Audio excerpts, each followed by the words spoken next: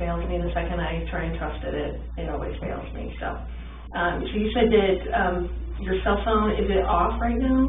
Yeah. That would be great, because we can't have anything like buzzing, vibrating, ringing, that kind of stuff. So this will take at least a couple hours to do the polygraph, just because it's a real structured type of interview process. I have to go through a bunch of things with you. You're going to get the same polygraph that I gave someone last week. So it's very structured, and we go, in order and that kind of stuff, and you're going to know the wording to all of the questions I'm going to ask you on the test before we even take the polygraph. So don't, a lot of people come in here and they think, oh, they're just going to, attach all these components to me and then just start asking me random questions that I've never heard before, and of course I'm going to react to that. That's not at all how polygraph works. And That's what I thought it worked. Yeah, you're actually going to probably know more about polygraphs than anyone before you leave here today, just because I explain everything to you and how everything works, okay? Obviously, you're probably nervous about taking today's test. Honestly, I would think something is wrong with you if you weren't nervous about coming in here to take a polygraph. Yeah. Even if people are like, I don't have anything to hide, it is nerve-wracking. And I have taken tons of polygraphs, obviously, in my training. I went to 10 weeks for training. I've been a polygrapher for about 5 years. I went to the best school in the country. So I want you to have confidence in the fact that if you had nothing to do with this disappearance, like, we're going to find that out today, okay? I have the best training that they offer in the United States. We use the most validated testing, the way I'm going to ask you the questions. So believe me, if you had nothing to do with this, I will be able to show them that today, okay? So that should give you some confidence that, this is how, you're going to be cleared today if you had nothing to do with it, okay? There's actually only, nervousness or anxiety cannot cause you to fail a polygraph. A lot of people think that too, that if they're really nervous that it could cause them to fail. If that were the case, no one would be allowed to take polygraphs, because every single person is nervous or anxious about taking a polygraph, okay? I thought that's how it worked. On nervousness? Yeah. No. There's actually only 2 ways you can fail a polygraph, okay? The first way would be if you fail to follow my instructions. I'm going to give you a lot of instructions today about how to sit still, how to answer questions, things like that. So if you fail to follow those instructions, you will not pass today's test, okay? The second way would be if you choose to lie to me today. Lie to me today, okay? Obviously, this is about 100% truth. Even if there's, something that you didn't tell the investigators, since Monday, I guess, is when the police were involved. If there's something that you didn't tell them since Monday, that is totally fine. I get it. People aren't going to remember every single detail every time they talk to someone. As long as you tell me what the truth is today, you will have no problem with passing, okay? I promise you that. And obviously, I hope that, if you did have something to do with their disappearance, it would be really stupid for you to come in and take a polygraph today. Exactly. Right? It would be really dumb. You should not be here right now sitting in this chair if you had anything to do with Shanann and the little girl's disappearance. Okay? Okay. And it's Celeste and Bella, is that right? Yeah, I'll call her CC too. CC, okay. If that comes up. Okay, perfect. So, and I know very small amount about the case. Okay. Just because I want to know less about the case, because I want you to be able to tell me about the case. I don't want to have some preconceived notions about the case, and that's why I don't want you to assume that I already know details because you told Detective so-and-so, that kind of stuff. I want you to be able to tell me like you were telling someone for the very first time about what happened when we get into actually talking about what happened, okay? Obviously, Chris, you're not under arrest. I have no plans on arresting you. At any point today, if you decide you want to leave, the door is right there. It locks us in here. Oh, no, yeah, I saw that last night. So there's a key in there now, so you can, if you just turn the key, it lets you out, okay? And at any point today, even after all these components are attached to you, if you decide at that point, you know what, I don't want to take this polygraph, I don't want to be here, this is BS, whatever, that is completely fine. Just please allow me to unattach my components before you drag my $6,000 instrument on the floor and run out of here. And it's kind of a little maze back here, so I will show you the way out at any point if you decide, you know what, I don't want to take this polygraph, I don't want to be here, I don't want to do this. That is completely fine. The door does have to be shut for privacy just because noise does affect the polygraph. And I will read you your rights today, and that's just because the polygraph components are pretty restrictive. You know, they go around your chest and stuff, and you may feel at some point that you're not free to leave, but like I said before, at any point I will unattach all the components and show you the way out if you decide, even in the middle of the polygraph, if you don't want to continue to take it, okay? So Does that make sense to you? Yes. Okay. So I'm going to give you kind of a roadmap of where we're going to go today, just so you know what to expect and that kind of stuff, okay? So we're going to first start by going over a rights and consent form, and that's that Miranda rights form. I'm sure you've heard of it. Mm-hmm. You know, you hear it on TV shows constantly. Most kids can recite their Miranda rights. We're going to go over that, and again, it's just so that you know you're free to leave and that you're not under arrest, okay? And then we're going to do a consent form, and that's just something that's required by my bosses to say that you're actually consenting to the CDI doing a polygraph on you, okay? After that, we do a biographical and a medical form, and that's basically to make sure that you're a suitable subject to take the actual polygraph. I want to make sure that you didn't smoke, 10 bowls of weed, the night before. I wish that didn't normally happen, but a lot of people smoke drugs before they come in here because they're really nervous and they're trying to calm themselves down. Some people take a lot of medication. Some people hear voices. All of those things are things that I cannot conduct a polygraph on someone if they have those things going on. So I just need to make sure that none of that stuff is affecting you. You seem very lucid. You're talking to me. You're making sense. You're not jittery. You're not moving around, that kind of stuff. So I don't think we're going to have any issues. But I want to vet all of that out and just kind of, make sure that you had enough sleep and you're not, obviously no one's getting a lot of sleep. Yeah. Probably since Monday, but just so we can talk about all of that, okay? Sure. And then after that, we're going to discuss the issue of why you're here. Okay, I want to know everything you know, and again, I don't want you to assume that I already know something. I want you to kind of start from the beginning and like telling someone, maybe, a friend that you hadn't talked to since any of this has happened, and you're basically having to relay all of the details of exactly what happened with Shanann and the girls, okay? And then after that, we're actually going to take a bathroom break. I'm going to let you take a break. You can use the bathroom, get something to drink. That water there is for you if you need that at any point today. And then you're going to come back in here. I'm going to explain to you how and why the polygraph works. Again, you're probably going to know more about polygraph than you even care to know before you leave here. I'm going to explain how it works, and then we're going to go over the questions that are going to be on the test. And like I said before, you're going to know the words to every single question. So it's not that, and we're going to discuss that even before we even take the polygraph, like what those questions mean, and just so you are completely clear in your mind when Tammy asked me this question, this is exactly what she means, this is exactly what she's asking, and this is the answer that I have for that question. Mm-hmm. So we're going to go over those. I let you practice answering them like 2 or 3 times, and then we'll go through them repeatedly if you need me to go over them 4 or 5 times, just, before we actually take the test. I'm more than happy to do that too. I want you very comfortable with the questions and that you know what they mean and how you're going to answer them, okay? After that, we're going to go, we're actually going to do a practice test. And again, that just lets me know that you're a suitable subject to take the actual polygraph. And then after that, we actually get into the actual testing. Okay. So that's why it takes a long time, is because there is a pretty big process that goes along with it. Okay. Work. Yeah. So did you, you're not working today, right? No. Do you have a date that you're going back to work? Not at the moment. No.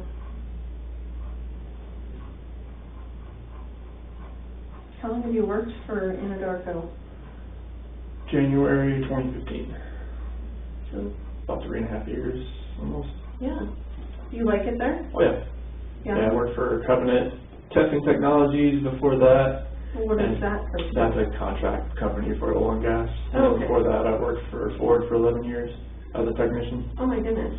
So does that translate into No, well, stuff? it's mechanical. I mean, like, I like to fix things, and when I moved out here, I worked at Longmont Ford. Okay. And I moved up pretty fast there, but I hit that kind of plateau that kind of just I couldn't go, got stagnant. Mm-hmm. And I was having this carpal tunnel syndrome, both my hands, and I mean it was bad. Like I was doing this all day, it was bad. Yeah. So you still have that? I don't even know. Can you get rid of carpal tunnel? Oh, it was just the onset of it. It wasn't full on I need to have surgery type thing, but now it's so much better. It doesn't have the pain. There's a lot of mechanical things you do in oil and gas, but it's not as repetitive as the car industry is. So are you, excuse my language, are you a worker bee or are you a boss guy? Both of both. Okay.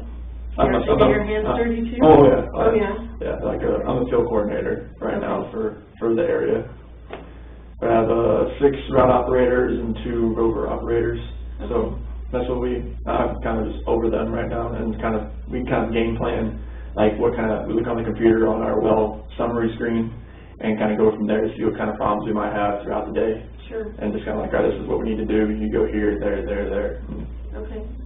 Got everybody's doing kind of the middle part of the day, and everybody needs help, and try to get everybody checked out by like 3:30 or something like that. Oh, that's nice. But don't you go to work for your... Yeah, we start for your like 6:30, somewhere around there, so. That's super early. Well, yeah, you have to get there early. You just never know what could happen, so. That's true. That is true. So do you have an ID on you, Chris, that I could see? So I have...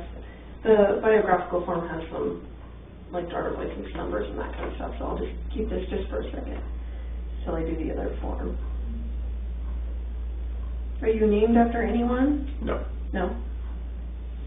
My middle name, just my dad's middle name, but other than that, no. Okay.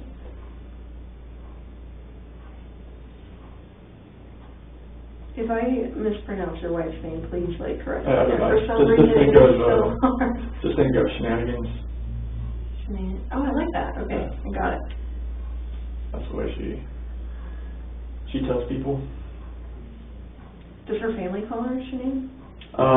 So the way they spelled it, it was like Shanann, like with an apostrophe, but she just called it Shanann to kind of. She was named after Shanann. Oh my that gosh. makes. Okay. Okay, so. Is it B-E-L-L-A? For Bella, yes. Okay. And Celeste is C-E-L-E-S-T-E. Perfect. All with the same last name? Yes. Right? Okay. So, Chris, this is the advisement and rights form. This just says that Agent Tammy Lee says, I'm an agent with the Colorado Bureau of Investigation, and I wish to talk to you about, obviously, the disappearance of Shanann, Bella, and Celeste Watts, okay? You have the right to remain silent. Anything you say can and will be used against you in a court of law. You have the right to talk to a lawyer and to have him present with you while you're being questioned. If you cannot afford to hire a lawyer, one will be appointed to represent you before any questioning if you wish. And you can decide at any time to exercise these rights and not answer any questions or make any statements. Do you understand each of those rights? Were they read to you, Chris? So I'll just have you write a yes when we get to that. And then having those rights in mind, do you wish to talk to me now and obviously go through with the polygraph? Okay, perfect. So what I want you to do is go ahead and answer both of those as yeses, if you still agree with that, and then sign and date that signature line if you would.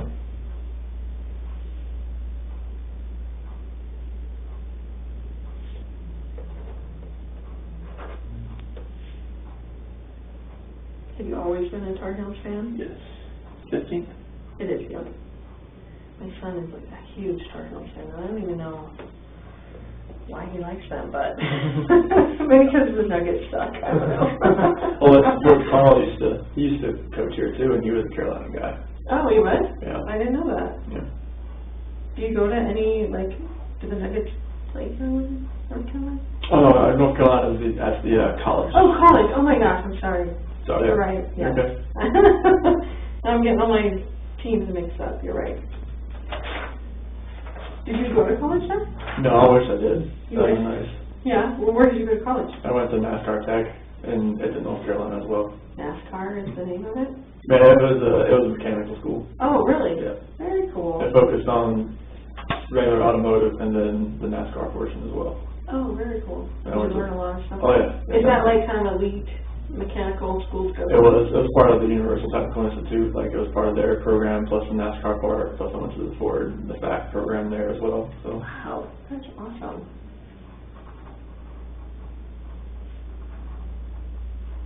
Do you have any other nicknames or anything that people call you? Just Chris. Just Chris.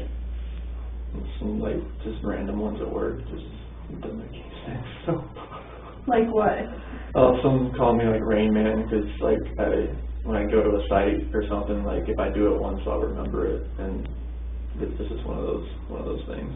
Like, do you remember like phone numbers and license plates and that stuff I don't really pay attention to that stuff. Though. It was like when I was really young, my grandma used to always quiz me on like state capitals like every day, and like when I was waiting for my sister to come out from middle school or stuff like that, she was always like just pinging stuff off my memory. Really? And it's just like everything. I think that's how it built. Yeah. For what it was and what it is.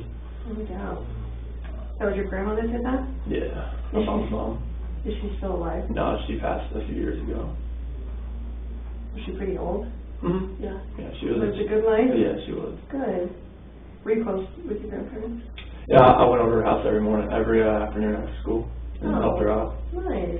Being outside or stuff on the inside, and she always cooked me lunch, some German food, kernels and goulash, schnitzel, all kinds of stuff like that. My first husband was German, so we had German sausage and glaze all the time, and then just her German food is just amazing. Love it. So Shanann's legal name is hyphenated? I've never seen it written that way, but okay. That's the way her parents always said. That's how they did it. Okay. Shan and apostrophe A-N-N. Okay. It's easier to say it when I spell it out, but you keep wanting to say Shannon, of course, but a lot of people call her Shannon. I'm assuming. Oh yeah. Her parents sometimes call her Shannon.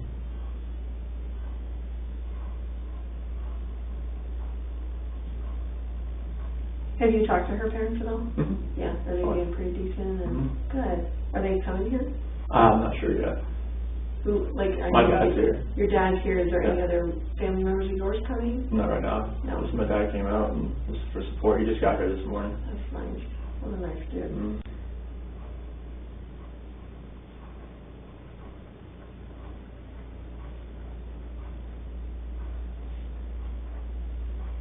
Okay, so this is that consent that my bosses require, and this just says Agent Tammy Lee has advised me that she's investigating the matter of, obviously, the disappearance again of Shanann, Bella, and Celeste. I hereby say that to the best of my knowledge I'm in good physical and mental health. I also state that no force, duress, or undue influence has been used against me, and that I am consenting to this polygraph interview on my own free will. I understand that the results of this process will be released to, obviously, the Frederick Police Department, the District Attorney's Office, and the FBI. It would be very silly for you to sit in here and take a polygraph if I couldn't release your result of hopefully passing to the people that need to know. Does that make sense to you? And it says, I hereby give my voluntary consent to undergo a polygraph interview, and I understand that this process is subject to both audio and video recording and monitoring, which we had already talked about, okay? So if you agree with that consent, you can just sign and date it.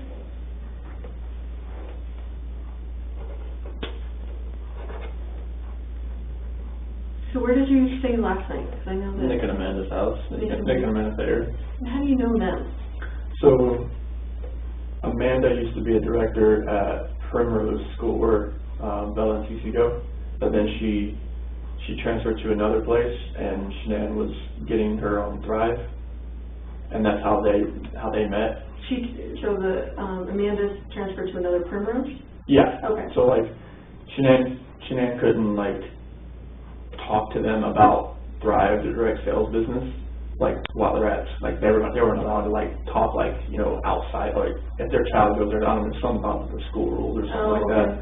So when she left, she talked to her about Thrive and got her on Thrive, and then me and Nick started running together here and there, and that's how we met. So is she like a, what do they call them, a downline from Shanann? Yes. Okay, so she's like one of the sellers that yeah. Okay. And I don't even understand Thrive. I'll be honest with you. Like, I'm even a chick, and I don't understand what all of that Thrive stuff is about. It's vitamins and minerals, and it's all plant-based, non-GMO stuff. It's really healthy for you. Yeah. Do you do it? Yeah. Oh, you do? Okay. Yeah, I was 245 pounds when I started. No way. Yep. How long ago was that? 2016. Wow. I've been doing it for a while. Oh my gosh.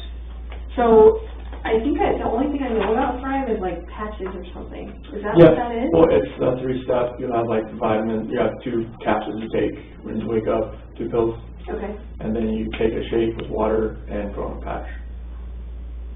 Do you have a patch on right now? No. Oh, I want to see what a patch looks like. It's just like a little square piece that just kind of goes on your skin, and it's like absorbs, like it opens like up your pores a little bit, and the vitamins kind of absorb like through your skin, like time release throughout the day. Like, can you tell you feel better when you have the patch on? Really? Yeah. That's crazy.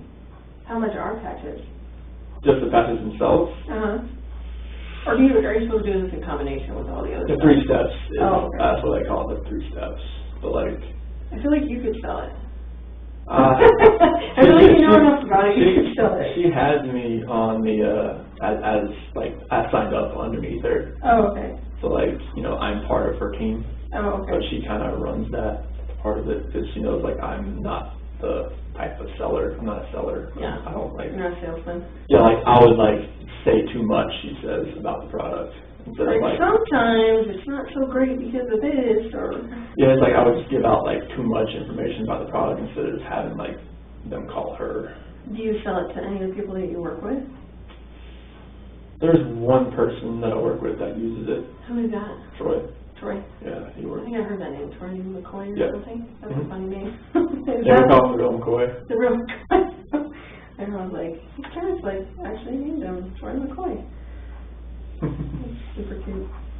So he works for you, is that right? Or He works with me. He's the other field coordinator. Oh, okay. Yeah, he's got a lot more experience than I do. He worked in Kansas before he came here. Kind of shows you the ropes. Yeah, he showed me a lot about different things, and I picked up a few things that he didn't know, and just kind of like, we worked together pretty well. Nice. Is this the correct address for you? Yeah, it actually is.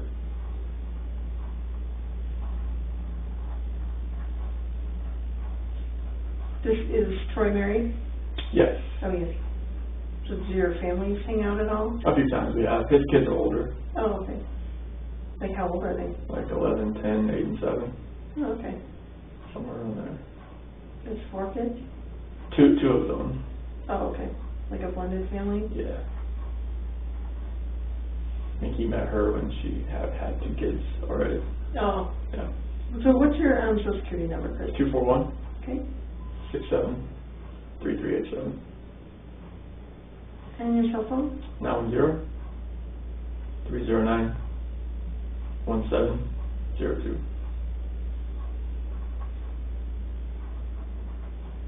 And how, what's your date of birth? 5/16/85. How old does that make you today? 33. And where were you born at? In Fayetteville, North Carolina. How do you spell Fayetteville? FAYETTEVILLE. Do you say Fayetteville? Mhm. Okay. And this says you're 225. Is that correct? 180. Okay. Was that a lie on here? What year was that? That was 2014. No, I was 225 then. Oh, like, okay. Yeah, I gained some more weight. What do you think made you gain weight then? Celeste pregnancy. Oh, really? I gained more weight than she did. You're a sympathetic eater? When I went and got her Oreos, I ate a few on the way upstairs. I'm not gonna lie. That happened a lot. Now, can you do the Thrive stuff when you're pregnant? Is that safe for that? Yeah. Yeah, because it's all natural or whatever? Yeah. Okay. There's different variants of the patches that she can't use because like some of it's for weight loss. Oh, you don't want to lose weight while you're pregnant, right?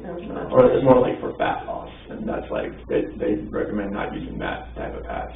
Okay. So as far as growing up goes, and I'm actually done with that, so you can put that away, thank you so much. Who all live in your family? Who did you live with? My mom and dad, Okay. my sister. And your sister? Yeah. So just 2 kids? Yes. Okay, and what's your sister's name? Jamie. Have you, is Jamie coming, or have you talked to Jamie? I've talked to Jamie and her husband. Yeah. Yeah. How old is Jamie? So she'll be 40 this year. Okay. She's 39 right now. Okay. So she's a little... Yeah, she's 7 years older than me. Yeah.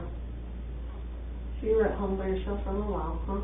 Yeah, we didn't really get close until I got like older because that was such a big age discrepancy. Mm-hmm. So you get along with her well now, Oh, yeah. and her husband and stuff. Yeah. Do they have kids? 2. 2 kids? Yeah. How old are their kids? 10 and 7. 10 and 7. Do you get to see them very often? Or? I just saw them like when I was in North Carolina. Oh, you did? Yep. Nice. When were you in North Carolina? So it was the August 1st to the 7th. Nice. And how far did you get in school? So I graduated from high school and I got through the NASCAR Tech program. Nice. So you've got a GED or an actual diploma? So it's like a certificate, I guess. It's not really a diploma because it doesn't have like English, math, science there. It's just strictly like mechanical. No, but through high school. Oh yeah, I got a diploma. You got a diploma? Oh yeah, Okay. definitely. And then you got a, I'm sorry, Like a certificate from NASCAR Tech that I completed their programs. Like, I guess it can't be a degree without, like English, math, and science and stuff like that. Did you always know that that's what you wanted to do, was the car stuff? It was, if I could go back, like, I'd probably just use that more of like a hobby. And maybe like dive more into the technology part of it, like, because we had like an Academy of Applied Technology when I was there, in the high school I was in, maybe go into more of the computer programming part of it. So are you like a pretty techie guy?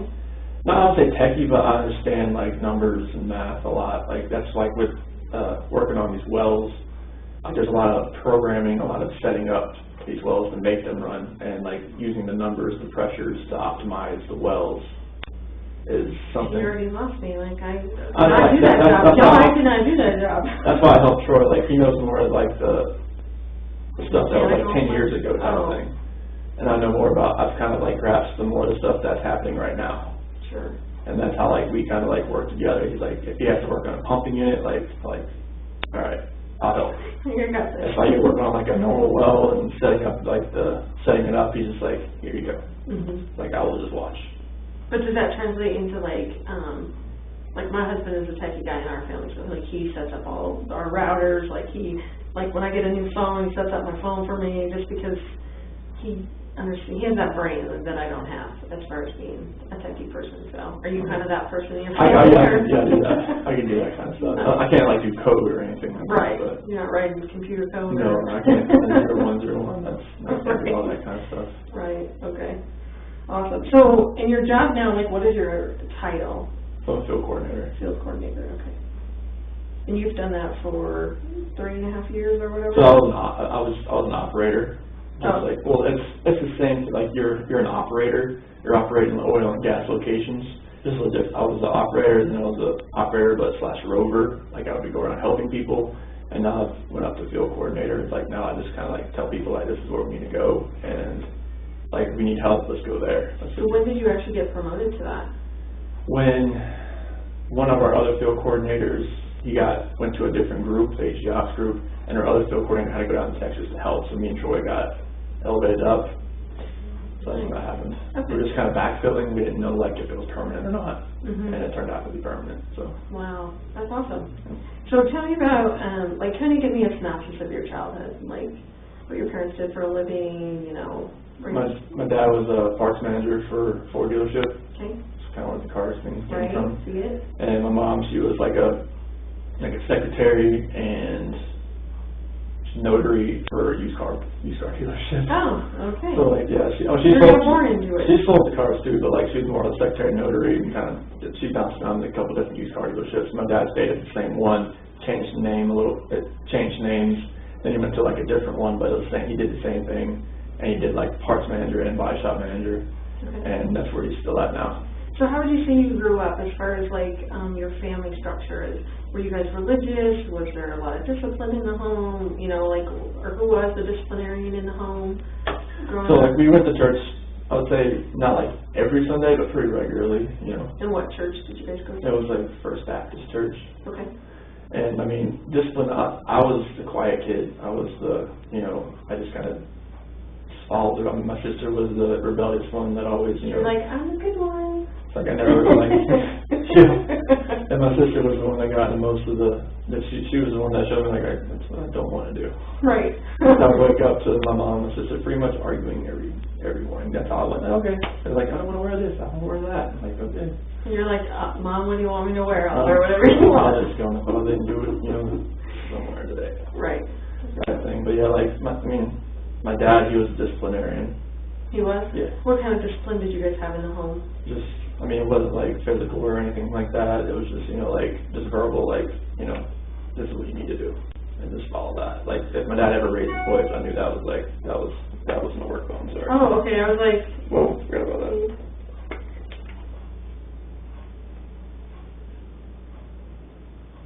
I'm doing kind of now. I'm not in the middle of the text. No, you're good. Good. I have 2 phones too, and it's hard to keep track of them. So. Yeah, my work phones are. I'm glad I did that. Yeah. Okay, so you said your dad was a disciplinarian, but he just. It was verbal, like, cause like if he raised voice, I knew something was like okay, that's okay. I'm good there. Like. Right. Did anyone struggle with like drug or alcohol abuse or anything like that in your family? No, my dad did at one point, but it was like after I left. like after I graduated and everything, and I just like, cause my sister, she would leave and she'd come back, leave and come back, leave and come back. She never like runaway kind of thing? All of like, she would move, like she went to East Carolina, then that didn't work out, so she came back home. She moved to a different place, and that didn't work out. She came back home type thing. And like when I left, I was on my own, and I was like self-sufficient, and I never came back. And I think that hit him pretty hard. So they expected you to come back, do you think? Oh, he was used to me being around. Like, he's my hero, he's my best friend. Your dad is? Yeah. Yeah. Yeah, so like that's where I think that kind of hurt him a little bit, because like once I left, I didn't move back. So tell me, so you're talking about for college, like as soon as you graduated, yeah. You moved out? So is NASCAR close to where you guys live? Like, no, like once I graduated high school, I moved to Mooresville, North Carolina. That's about 2 hours away. Okay. And that's where I lived. I never moved back. I mean, I came back to visit, but I never moved back. Okay.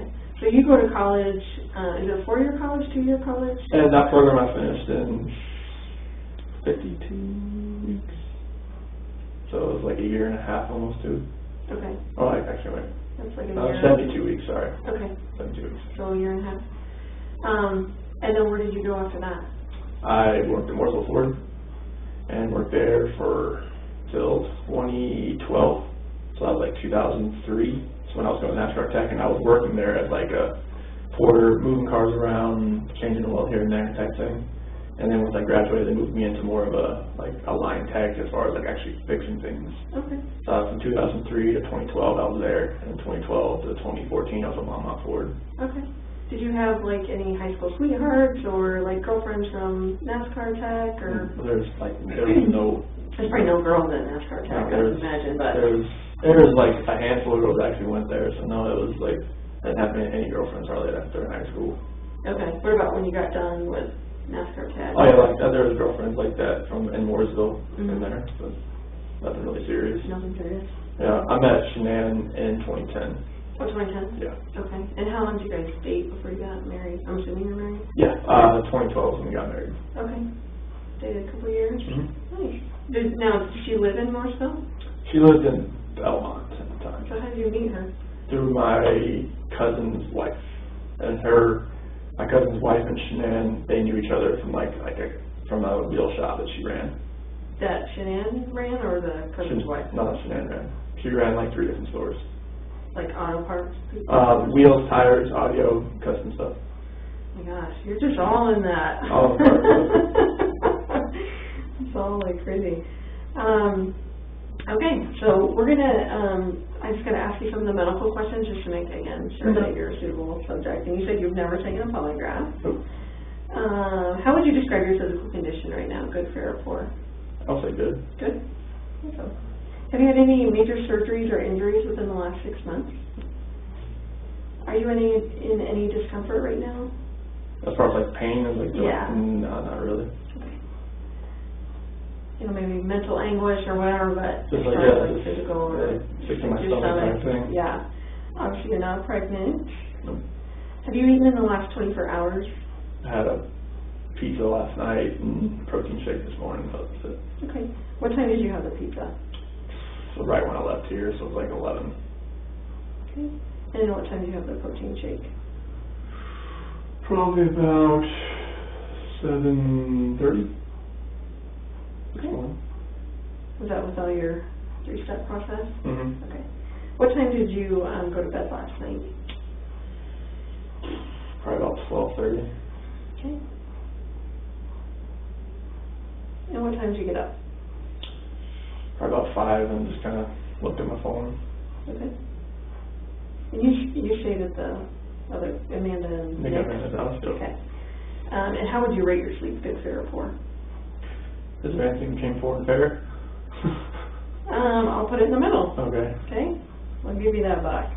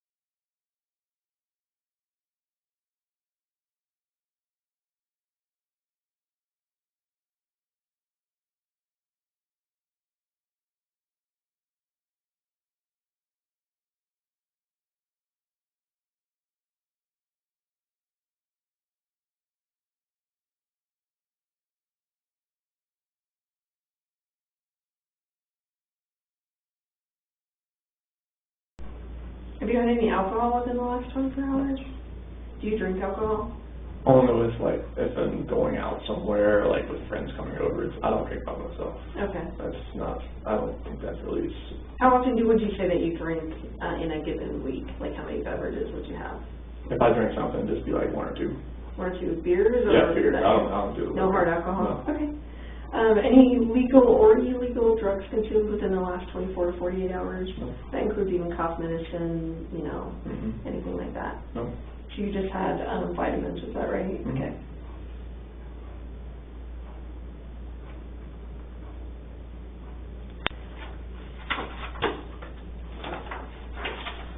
Alright. So now Chris, we're going to discuss the reason why you're here, okay?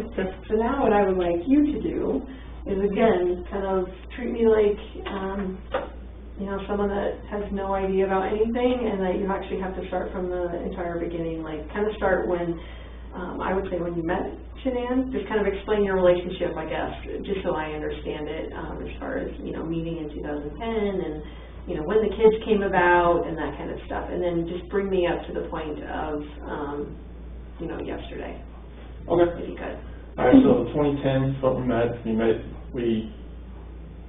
pretty much through Facebook because of my cousin's wife, and she like recommended us as friends type thing, and that's how we kind of started talking. And our first date was at a movie theater. Didn't really impress her much because it was actually a nice theater. I didn't really know what I was walking into as far as like I walked in and there was like a doorman and he was all dressed in a suit and I was in camo shorts and DC shoes, and I was like, okay, hopefully I'm very underdressed for this. But like I walk in and I see her and she's all dressed really nice, and like she told me like after the fact, like, man, I hope that's not him. kind of deal, like, because like we know what each other look like, but like I wasn't really dressed for what we were doing then. But on the second date, I actually made a mistake again. We're in the same thing because I kind of forgot what I wore. But we went to a Kid Rock concert, and like I think that's kind of where I won her over, because like we actually got to like the actual concert, and like I forgot my ID, so I couldn't actually get in. So I actually ran back like 2 miles to the car and got it and came back. And I was just like, I was just like soaking wet. I was just like, it was like middle of July, August, in like South Carolina, and humidity and everything like that. It's on Army base. So I ran back, got it, and everything like that. And then I think it was our next date, we actually went to Myrtle Beach, and like she had lupus. Well, her lupus was really like acting up in North Carolina. So like she had like these flare-ups, joint pains, all that kind of thing.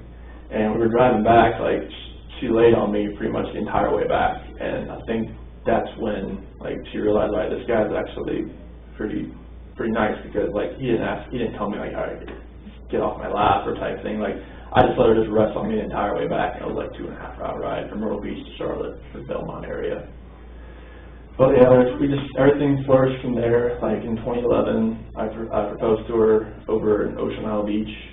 Like that was around our anniversary, and I did a ride there on the beach at night, and I could tell, she was extremely tired, and I was like, I just want to do this. I want to do it like today. And she knew like so why are you being so like persistent to get me like out here right now? I was like, oh, let's go out to the beach. It's a nice night. Proposed to her on the beach, said yes, and everybody was ecstatic and everything. And she's very organized. She's like OCD about like organization, putting things like you saw like the pantry. Everything was just like named in a container all the way down. Like it's very easy for, if you just came into our house, you would know what stuff was. You would know like where everything was. It would be easy. So like everything was just, she was planning the wedding. Everything was great. And then 2012, she was here, but she was planning the wedding from here. But everybody was back in North Carolina. So it was guess you call it destination wedding if you want, because I fly back for that. But we got married in, it's like the DoubleTree Hilton hotel that was there. It was like in the court. It was in November, and it was underneath one of those big tents and everything. It was beautiful, and it was amazing. And we went to Myrtle Beach for the honeymoon, and then 2013 in December 17th, that's when Bella was born. Like we've been trying for a while, and nothing was happening as far as getting pregnant or whatnot. And she said, so since we're not getting pregnant, since it's not happening, like, I'm going to buy a supercharger for your car. I'm like, okay. And then it turned out that weekend we conceived Bella. Oh, no. The week she bought me a supercharger for my car. So it was Did you take that back? I'd already put it on. And it was actually like a special order, like, part that was sitting in a dealership. Okay. Stuff like that. So, like, it was ironic that it happened that, you know, like, bought a supercharger for my car, and then that weekend conceived Bella. And then Bella was just a gift. I mean, she didn't think she could get pregnant because of the lupus and everything like that. Like the doctor said, it could happen, it might not, but it happened, and it was a blessing in disguise right there. It's like, oh my goodness, it just happened, you know? So, like, did she have normal pregnancies? Like, was Bella's normal? Bella's was, she had shoulder dystocia when she was born. So was it like her shoulder was... She was turned. Oh, just turned? Yeah. Where, like, they had it, like, push her out. But she had a vaginal birth? Oh, yeah, all that. That was. Cord wasn't around her neck? Nope. Or anything No. like that? No. Okay. Nothing like that. So, Bella was born December 17, 2013. And she was a gift, so just go along with Bella, and then and Cece was born July 17, 2015, and we had this whole little thing staged up with Bella in the crib and a little eviction notice. Like, she was there, and it worked out pretty well because she was just standing there crying, like, you know, like, I don't want this type of thing, you know? I saw one of those that went like viral on Facebook, so that's weird. It would be yours. Yeah, and she was just sitting there crying with a little eviction notice, and she recorded it, and it was an amazing day just to see that. And then Celeste, I was there, like, she had a midwife for this one, so, like, they actually had me, like, you can stand here and, like, you know, catch her, and, like, but Celeste came out, like, so fast that, like, I barely had a chance to go like this, and they moved me out of the way because she just, like, came out. So it was, Celeste, I was a lot better with Celeste because with Bella, I didn't really know, like, a lot, like, what I should do, what I could do, how to calm, stuff like that, like, you know, burp, swaddle, everything like that. Like, I didn't, you know, I had, like, no idea. I just pretty much watched, like, all right, how do you do this? And then with Celeste, it was more of, like, that's why Bella kind of, like, she's a mommy's girl. Then when Cece was born, did you care if it's Cece or Celeste? No, okay. Go for it. All right, when Cece was born, it was more like, all right, I know how to change a diaper. I know how to do all this. Like I can do this. I can help, like, a lot more. That's why Cece is more of a daddy's girl now. Like, whenever she gets in trouble, it's just like, she said, Daddy. And Shanann gets mad because, like, all right, don't cuddle her. When she gets in trouble, like, she's in trouble, leave her alone. Like, she just bit Bella, you know. She just, like, hit Bella, like, don't coddle her. That's where I'm going to coddle her.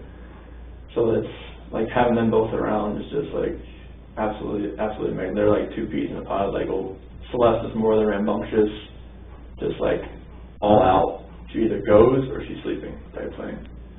So she's always getting in trouble, always like trying to find something to climb, jump off of. Like, is that like you or is that like Shanann? Bella's more like me. She's more of the calm, just like she's cautious type thing. Like when Cece, I think, fed off of Bella a little bit as far as like, all right, she's my sister. She's the younger one. She's the youngest person in here besides me type thing. And she kind of fed off of her and some of her friends that, like, you know, came over.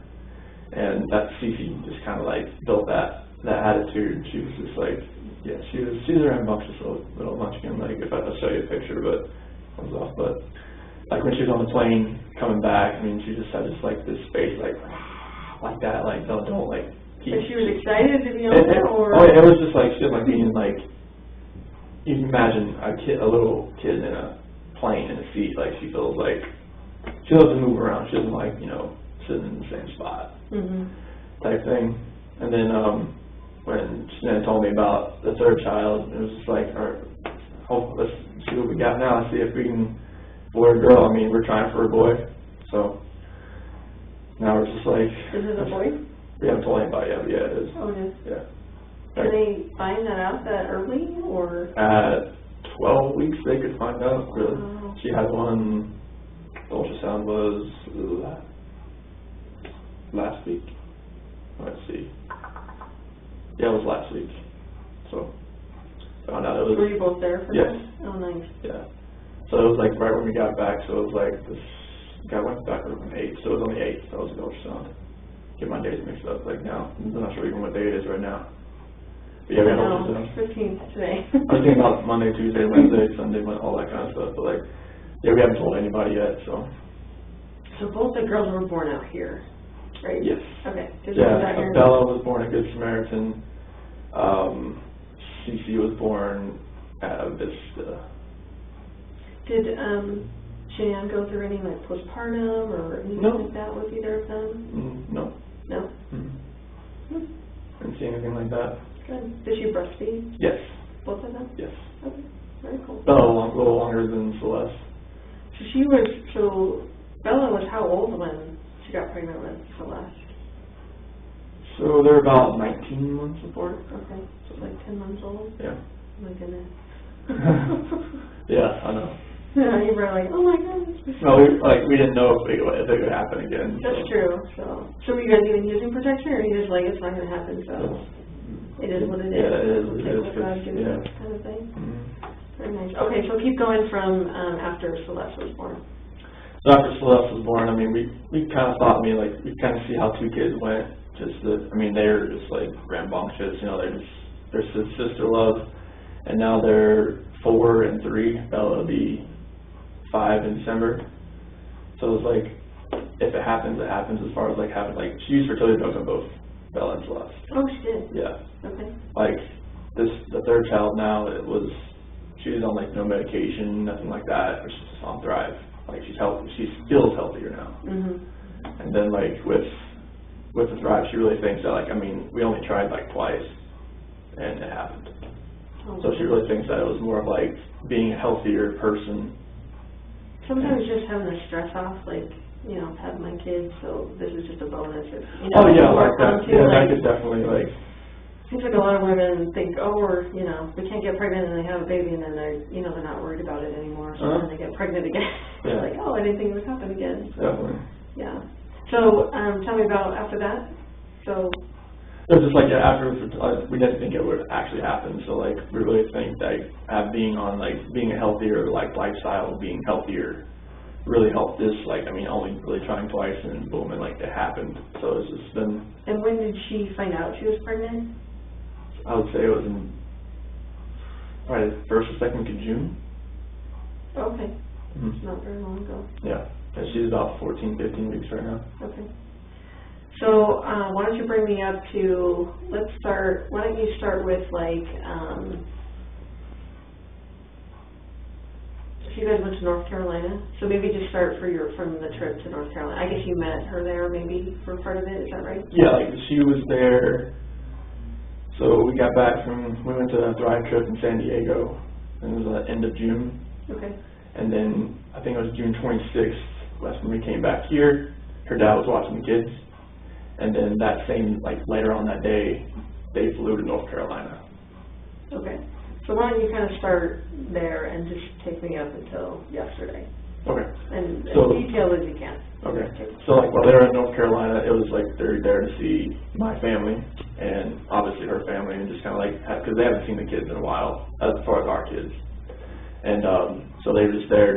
She had a couple things she wanted to do there, as far as meeting up with her promoters and customers. That she had a bunch over there in North Carolina, so she was hoping that she could meet everybody else over there and have her dad, mom, and my mom and dad have fun. Sorry, with the kids. And great babysitters, heck yeah. I know. But yeah. It was mainly just a little family vacation for them right now, for them on that trip, for everybody, just to see the girls. And Celeste's birthday was during that, on July 17th. So they had a birthday party there with jumpy houses and stuff like that. And they FaceTimed me during it so I could see it. They didn't have a birthday party out here for her because it was, when they got back it was in August. So. Right. So, but yeah, I got to FaceTime and watch it all, and it was pretty much just hanging out with family the entire time. Okay. Yeah. And I was here just going to work and working out and going running and just keeping the house up and doing that, and just I waited till my flight was July 31st, and I flew out there for a week, and I flew out there for a week so I could fly back with them. So we went. So July 31st, I got there, stayed at Mom and Dad's house. The next day we drove to the beach, stayed there for about 4 or 5 days. It was in North Myrtle Beach, and first time the kids were seeing the beach. So they were ecstatic, obviously, seeing waves, being in the sand. They love sand. Unfortunately, they love sand, because it's just like you get them back, you just got to shower them off, because CC was so, like, into the beach that, I mean, her bathing suit was just full of seashells. It was like, okay, let's get all this off of you and rinse you off, please. Right. But yeah, it was an awesome trip, like, just seeing them react to the ocean. And then we went to, like, Broadway at the beach. It was in Myrtle Beach, like an outdoor little mall, and they got to go in these like little, like where they strap you in a harness and you get just to jump higher. And Bella and Celeste, they love that. They just love jumping that high. It was amazing. Nice. Yeah. And then I went to see my grandma, my dad's mom. She's in a nursing home, so like some days she remembers people, some days she doesn't. And luckily that day she did remember me, so that was really a good day to go in there, and went in there with Shanann and the kids, and obviously like they had already been in there a few times while they were there. Sure. Yeah, and they were she lights up when she sees those kids. I call her Mama. That's what she always calls, but Mama, she lit up when she sees the kids, and she remembered me, and that was great. And my dad came and picked me up, and I went over there and stayed with my parents for a day, and just kind of like hung out with them. Saw my sister, her husband, their kids, had a cookout and everything, and it was awesome. And then the next day, I think it was the 7th, August 7th, we went to her parents' house, had everything packed up, ready to go, and flew back here. And then got back later on that night, the 7th, and then on the 8th I went back to work. And then on the 10th, that's when Shanann flew out to Arizona with Nicole, and I had the kids from Friday, Saturday, and Sunday. And we went to a pool party on Saturday with Jeremy Lindstrom's, his son turned 4, and they had a little pool party and everything over there, or a little mini pool, and it was water balloon fights. They had a big time. It was great.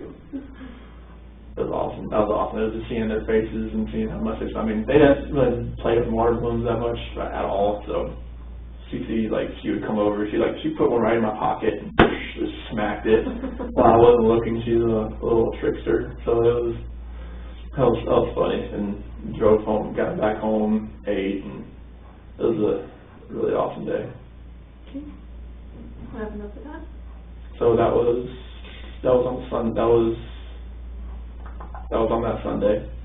So got the kids back, got them all showered up, got them to bed, and just pretty much waited around for hear from Shanann, because she was flying back that night, and her plane got delayed because there was a lot of dust storms in Arizona, and there was some other weather around that was delaying flights getting in there, and they didn't have a crew. That's why it was delayed. So her flight was supposed to get in around 11, but it didn't actually get in until about 2.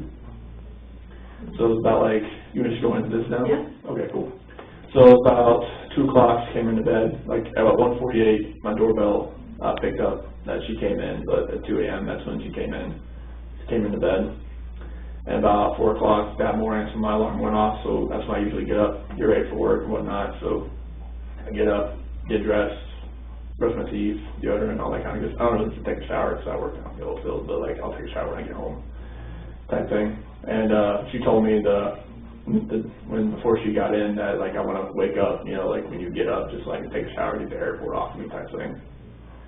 So I woke her up about after I got ready and everything, and then we had to talk about the selling the house and about separation and stuff like that. It was an emotional conversation. Obviously, we were both crying, and after we talked, she said she was going to take the kids to a friend's house, and that she'd be back later on that day. So it's okay, that's fine. So I went downstairs and packed my lunch and filled my water jug and got my computer and everything and loaded my truck up and I went to work. And then once I got to work, started working, and about 7:40 or so, I sent a text her, like, hey, I hadn't heard from her. I was like, okay, like, I didn't know where she was going. Like, I didn't know what friend's house she was taking them to, or what friends she was going to with the kids. So I was like, hey, text me, let me know where you went, where you took the kids.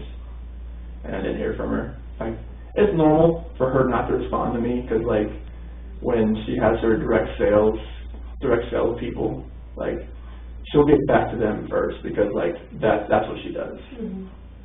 So, like, for her, like, not to respond back to me, that's happened plenty of times before. So continue working, and I noticed, like, it's about noon, she hasn't got back to me, like, hey, call me. Like, I've called her once before that too. And then about 12:10, that's when I got a doorbell alarm on my phone saying someone was at the front door, and that was Nicole. And so I called her, and I was like, hey, what's going on? She's like, I haven't heard from Shanann, like, all day, no texts, no calls. And I'm like, all right, this is kind of strange.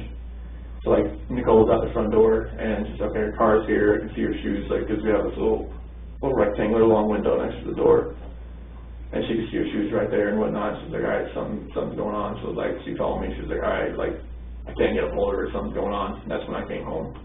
That's when I left to come home. So, Nicole called me, was like, all right, there's going to be a police officer here when you get here. I'm like, okay. Like, they couldn't get in because the latch from the top door that's what we kind of put over, just to make sure, like, like, if the kids try to go out the front door, they can, because that's there. But the keypad on the outside of the garage door doesn't work. So, like, they had to wait until I got there. I got the garage door opener, I hit it, we went inside the house, and, I mean, car's there, car seats are there, purse is still there, the phone's on the couch, like, her wedding ring's sitting on the nightstand. And it's like, there's, like, no sign of Bella, Celeste, or anywhere. And it's like, the police officer, I forget what the police officer's name was, but he was there, and he was just, once we found the phone, powered it up, and all the text messages, like, came through as far as, like, everybody was reaching out to her and everything, like, hey, what's going on, like, are you okay, everything good? And there was just, like, there was nothing there, like, it was just, like, it was a ghost town. And everything that was there just didn't make sense, as far as, like, why, like, what happened.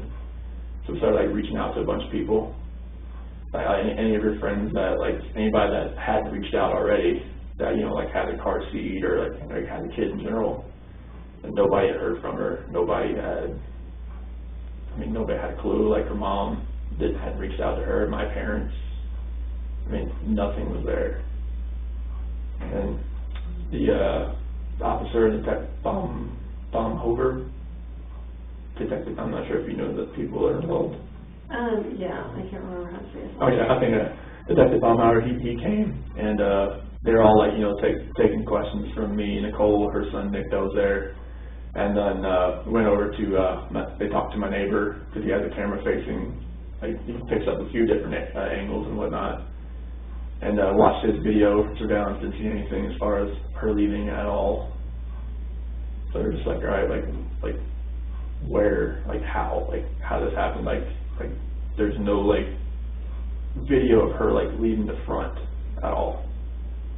So we didn't know, we were just at a loss for words, like, all right, where is she? Like, she wouldn't just leave everything here. Like, even the kid's medicine was still there.